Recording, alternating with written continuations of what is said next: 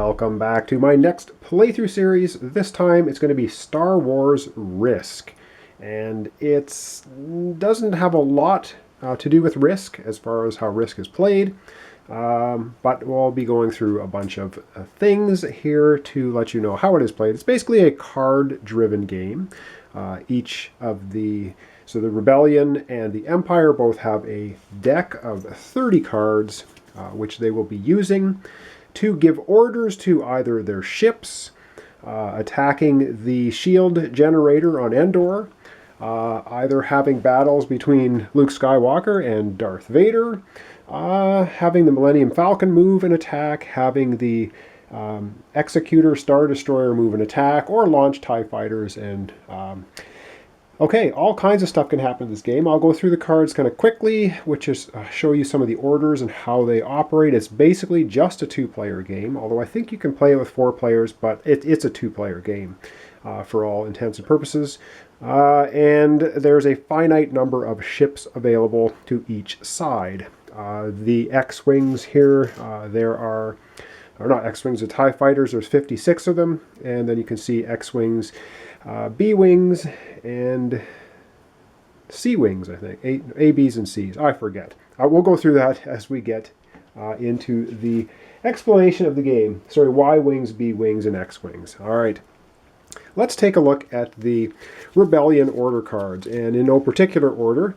Some cards have 2 activations on them. You must pick one of them to use. So this is attack the shield generators. We're going to be rolling 5 dice on this track, and we're trying to match or exceed or equal the numbers on the track to advance this token to eventually take the shields down on the Death Star, which is at the center of the play area here, so we can attack it and blow it up.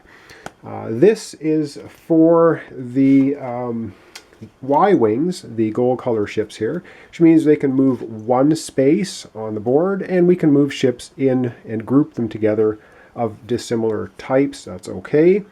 And what else do we have? We have Millennium Falcon, which can move 2 spaces, attack with 2 dice. We have X-Wings we can move. We have Luke, can attack Darth Vader by rolling 4 dice. He needs a 4, 5, 6 to hit Darth Vader once. Darth Vader has 12 hit points. Luke has 13. I know I'm going over this very quickly. Here we have the B-Wings that can move and attack. And as you can see, some cards have 3 actions on them. Some only have 2. And so there's lots of repetition, of course. But this is going to be a sort of...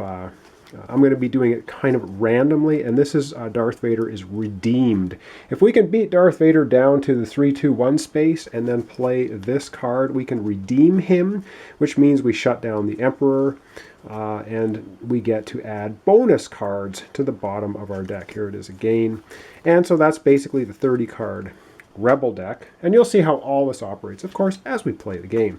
And then we have the Empire deck, and they have different things. This is, of course, TIE fighters. You can either move a group of TIE fighters 1 space on the board, then attack, or you can launch 4 new TIE fighters from your Executor Star Destroyer. This is putting stormtroopers down here on this track. I believe you get to put 5 of them down.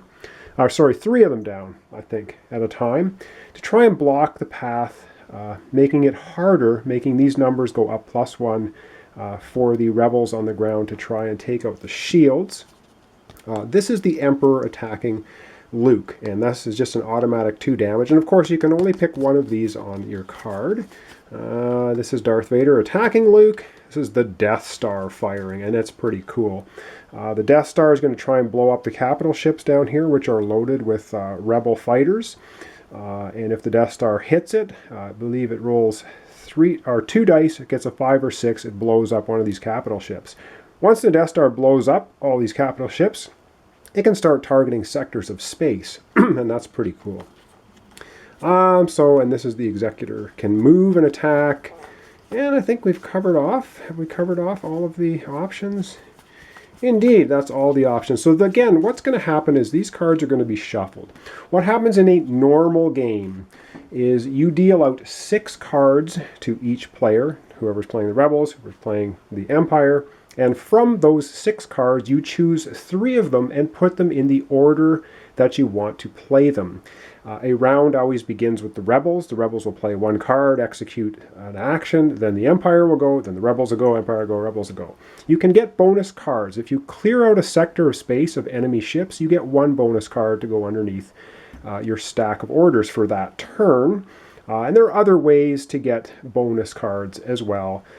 If you defeat either Luke Skywalker or Darth Vader gets defeated, you add bonus cards. If you destroy the Millennium Falcon as the Empire, or if you destroy the Executor Star Destroyer, you get bonus cards, and on and on. And so play will continue until one of 2 things is done. Either the Empire is able to destroy all of the rebel ships, because if there's no rebel ships, they cannot attack the Death Star, or the rebel team will manage to take the shields down on the Death Star and get ships adjacent to the Death Star space and attack it, and rolling a 6 will then blow up the Death Star. So this is basically, I guess, Return of the Jedi, end of the series. And I thought it was a good time to do this in November with the new movie coming up in December. All right, boy, gone over 100 things. All right, what I'm going to do is I'm not going to do the shelling out 6 cards, picking 3, keeping 3 in your hand, and then getting 3 more for the next time. What I like to do, especially solo, don't do this playing in a regular game, of course, but because it's a solo playthrough, just to add a little bit of unknown to what's going to go on, I'm just going to shuffle each deck, and I'm going to just draw the top 3 cards, and those are going to be the 3 orders. Now, of course, the cards have multiple actions on them, and so it's going to be kind of random as to how that happens, as to which orders are going to come up. And we'll kind of look at it as the chaos of the battle happening.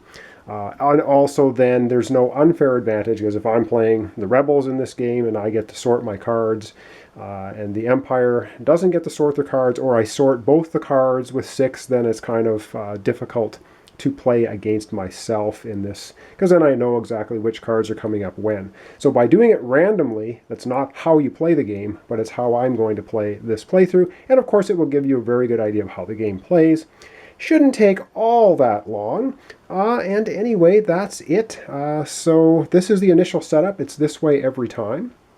And I don't think I'm going to be flipping the board around between Rebels going and then Empire going. It's just too much work to try to keep rotating everything. So we're going to be looking from the Rebel perspective this way, and of course the Empire player would be on the other side of the board. All right, well, thanks so much for watching. Thanks for subscribing. Join me next time when I'm going to randomly deal out 3 cards for the Rebels, 3 cards for the Empire, and we're going to get into Star Wars Risk. And I'll do my best to explain the rules, of course, as we're playing, and try not to mess things up, but I probably likely will do that. Anyway, all right, thanks for watching. Join me next time for the start of Star Wars Risk.